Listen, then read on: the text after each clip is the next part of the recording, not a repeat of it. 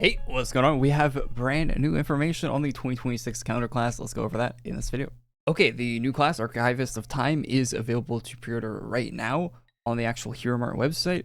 There's two separate versions of it, actually. If we head over to the actual HeroMart, so you have just the normal one for $20 and then a $50 one with a t-shirt and some stickers, which is stickers, I think, is a new thing they've added to that, but we're not going to look at the collector's one here, just the base one. The base one actually has a version, regular edition. You can also get collector's edition, but so the collector's edition, I just looked, it comes with a hourglass apparently as an item in Adventure Quest Worlds, and then some other stuff in some other games as well. If you care about that, more of an AQWorlds channel. So it's just a AQWorlds collector's edition. So you don't really need the collector's edition. I think it's $5 if you want the hourglass, I guess. But so I would probably just go with the regular edition. You can get it with digital gear, so they'll actually email you. Postcards and digital gear option lets you receive a themed physical postcard only. Digital rewards will be delivered via email after the order is processed. So they'll ship out the card, and I guess same time they're shipping out the card, the postcard, they're going to email you your code for digital gear. So you probably get it faster than you would with shipping, and you also don't have to pay like import fees, and the shipping is actually cheaper. It wasn't initially cheaper, but I made a tweet about it. Maybe they saw the tweet, maybe they just updated it because maybe it just wasn't updated because I was really quick to when I first saw it. But it was only $4 to ship the actual postcard. Shipping before was like close to $10 or more than $10. For where I live, it might be more expensive even for you. So the shipping was cheaper on the actual postcard. You still have to pay for shipping though when you order the postcard with digital stuff, but you'll get in the digital stuff faster. And you probably won't have to pay any import fees if you live somewhere where they would tariff that. So good option there if you haven't been buying any of the HeroMart stuff in the past because of those factors. So good stuff. And if you don't want to buy any of the HeroMart stuff at all and you want to wait, it'll be available in the fall or winter of next year. So right around the time GTA 6 is coming out, you're going to be able to buy the class variant for ACs or hero points in game. They show some, what I assume is skill icons here, or maybe these are the badges. These might be the badges actually with the backgrounds there. So we got badges for what those look like, collectors and normal. I think the right one's the normal one, the left one's collect. I don't know. One of those is collector, one of them is normal. Anyway, so we have the actual skill breakdown. Let's go over that. All right, let's start with the description the class guys put for the class here. So Archivist of Time is an incredibly complex but rewarding combo mage class, casting from a huge library of spells based on the order you cast your abilities in. Combinations of the three indecises, I don't think I've ever seen that word before, result, maybe, I don't know, result in spells that could either deal damage, buff your damage, or buff your survivability, leading to 9 possible combinations. You can even temporarily share your buffs with your teammates. Due to how complex this class can be, these design notes will be more informative than usual. Okay, well, I've already ordered this class without even reading this, to be honest, which might be an issue on my part, but okay, we'll see. I'll try it out in the game. The Archivist serves as an observer of flow, holding the power to revise timelines as they deviate. Defensive caster model, mana regen. Archivist fully restores their mana upon using the lore book of beginnings. And then combat skills. The first one is Lore Book of Beginnings. So your auto attack gives you mana. That's kind of crazy.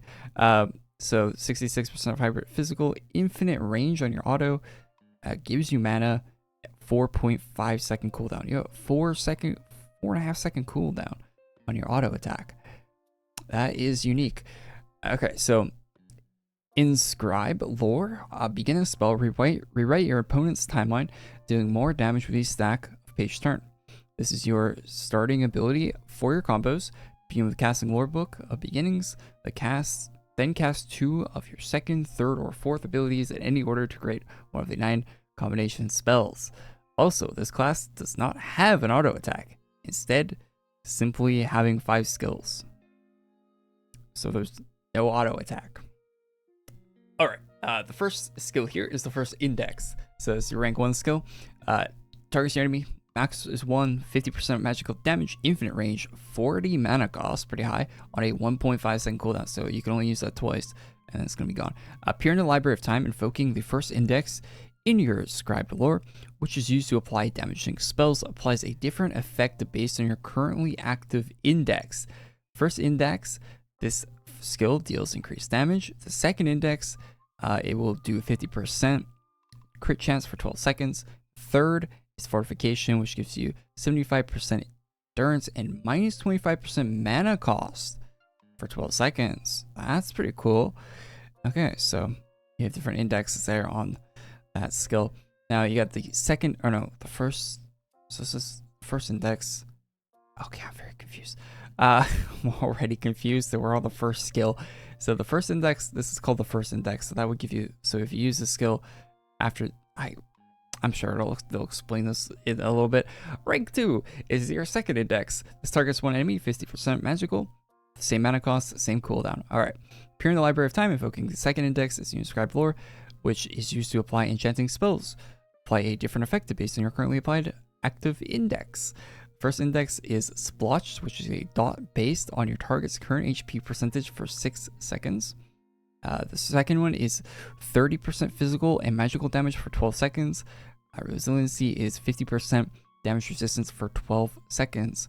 So this one also has, so it's like kind of same with two different damage ones, and then a survival one on the third. The third index now. This one is same as the last one, but you invoke the third index in your scribed lore, which is used to apply protection spells. Applies a different effect based on currently active index. The first index, page turn. Each successive lore book of beginning does more damage for 24 seconds. Damn, that's a long buff on a class. The second index is superpower. Gives you plus 30% to your intelligence, strength, and 15% to your luck for 12 seconds. Damn. And the third one is an HOT for 12 seconds. So that's, I'm gonna be honest, I'm not really understanding how this works. Is it like the third time you use a skill it does this one, the second time you use it does this one, like in a stack? Or I don't really understand, if I'm being honest, but hey. So we did the third one. These three skills, so they'll probably explain it right here, I imagine. These three skills are indices, whatever, which are used to create your 9 spell combinations. After using Lore Book of Beginnings, use one of these 3 skills to invoke an index, determining what type of spell you're going to cast. The first index is used to create damage spells. The second index is used to create enchanting, and the third index is used to create defensive. Once you have an index, the next of these 3 skills will apply a different thematic effect based on the index you've just chosen. For example, invoking the first index, then using the second index would apply a dot to your opponent. So first index would be increase your damage. Second index would be dot. So that's using 1 and 2 one time each. Okay. But invoking the second index and using the first index would increase your crit chance. So if you did your second one first, that would give you a dot, right? And then if you then use your first one, and that gives you crit chance because it's using the second index. Okay, I think I understand now.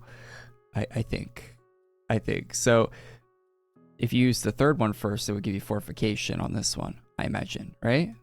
The right comment section. Am I right? If you use 3 and then 1, it would give you the fortification, endurance, and mana cost on the first. I think that's how the class works. Let me know if I'm wrong, but I think that's how it works. So if you want the index, you have to use the skill of its name first. So if you want the second index, you have to press 2 and then use the other ones, and then you're doing the combos that way. It's kind of an interesting idea, although I don't know how you would remember these combinations at all. It tells you all the combinations here. I'm not going to read these out. I mean, you can pause and read them or whatever. It tells you all the skill combinations, a bunch, 4-4, 4-3. So you can basically do a lot of combinations. And then your last skill, rewrite time. This one is your rank 5, targets your friendlies. Max targets is 7, infinite range, 6, 1 minute cooldown. What? Rewrite the fabric of time, recasting your previously used spells. Does what? refreshes the duration of all active index buffs on yourself while granting them to your allies for 12 seconds. Refreshes, let me read that again. Refreshes the duration of all active index buffs on yourself while granting them to your allies for 12 seconds. You can give the buffs from this class to your allies? This is a very powerful spell that not only refreshes the duration of most of your active index buffs, but also shares them with your allies. This spell is not the one that can be used often, however.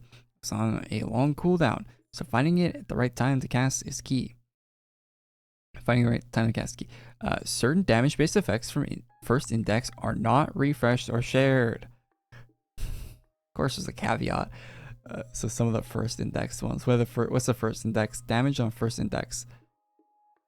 So you can't share the crit chance and the skills-based increased damage. So you can't share that, but you can share the mana cost and endurance. That's crazy.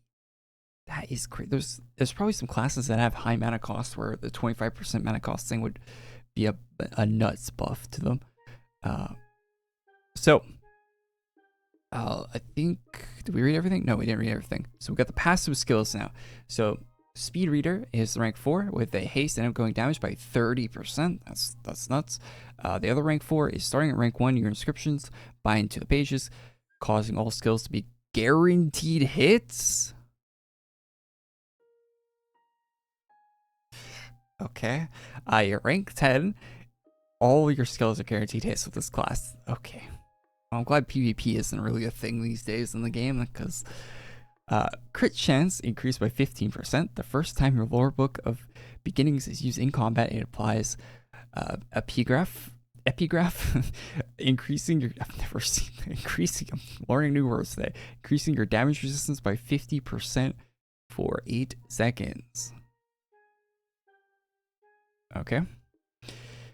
Just, this class seems just broken in a lot of different ways, and they're probably going to have to adjust or change things in this class at some point. I imagine this looks like it would be a massive headache. Archivist of Time is a blend of scaling damage with a side of support. It's a difficult to master class requiring memorization in order to pull off different sequences. My memory is not going to work with this class. Certain spells are quite important and should be active at all times, such as Page Turn. Spell books and spell combinations are organized so the damaging spells start with one index, damage buffs with another, and defensive buffs with the last. To use the class, you'll be opening with lore books at the beginning, then performing a combination of indices which may change based on the situation you're in. With 9 different spell combinations comes quite a bit of versatility, but knowing what to use and when will be the key to success in mastering the class.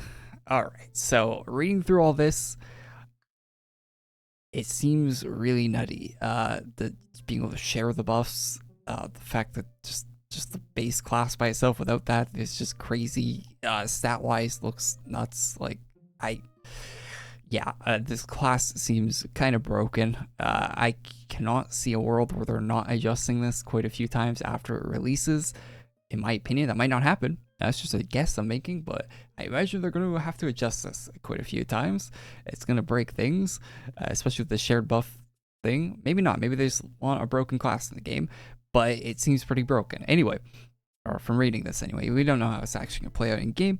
In game might be a different story, but that's how it always happens. So anyway, pretty cool stuff. I'd say I got surprised that this got posted today.